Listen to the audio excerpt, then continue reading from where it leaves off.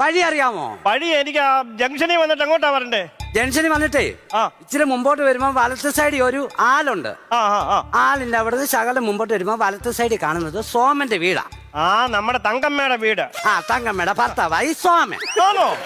ആഹാ. അവിടുന്ന് വീണ്ടും മുമ്പോട്ട് പോണം. മുമ്പോട്ട് ചെല്ലുമ്പോ വീണ്ടും വലത്ത് സൈഡിൽ ഇരിക്കുന്ന വീട് സുരേഷിന്റെയാ. സുരേഷ് നമ്മുടെ വസന്തയുടെ വീടെന്ന് പറ. എടാ വസന്തയുടെ ഭർത്താവായി സുരേഷ്. ആണോ? എടാ ഇവന്മാർ രണ്ടുപേരും 1ാം ക്ലാസ് തൊട്ട് 10ാം ക്ലാസ് വരെ എന്റെ കൂടെ പഠിച്ചെന്ന്. എന്നിട്ടും അവന്മാരുടെ പേര് അവൻ അറിയില്ല. ഹലോ മേശ്രി. പറഞ്ഞോ, കേക്കാമോ? അത് കഴിഞ്ഞ് അടുത്ത പുരയിടമാണ് എന്റേത്. നമ്മുടെ ശരണ്യയുടെ വീട്. ശരണ്യയുടെ ഭർത്താവായി ഞാൻ. ഗൾഫിലല്ലായിരുന്നോടാ? ഞാൻ ഇന്നലെ രാത്രിയല്ലേ വന്നേ. എന്ന് പോവും? അവൻ അതറിയണം. ഹലോ മേശ്രി.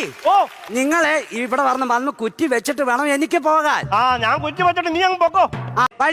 വഴി അറിയാമോ? വഴി എനിക്ക് ആ ജംഗ്ഷനിൽ വന്നിട്ട് എങ്ങോട്ടാ വരണ്ടേ?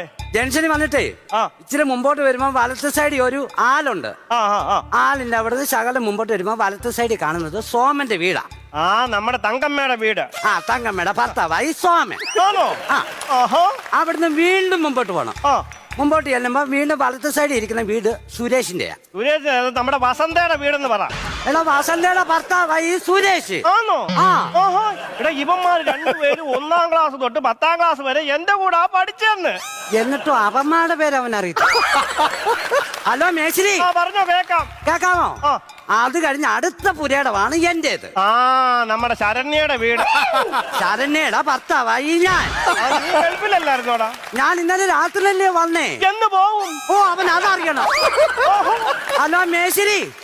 നിങ്ങളെ ഇവിടെ വന്ന് കുറ്റി വെച്ചിട്ട് വേണം എനിക്ക് പോകാൻ.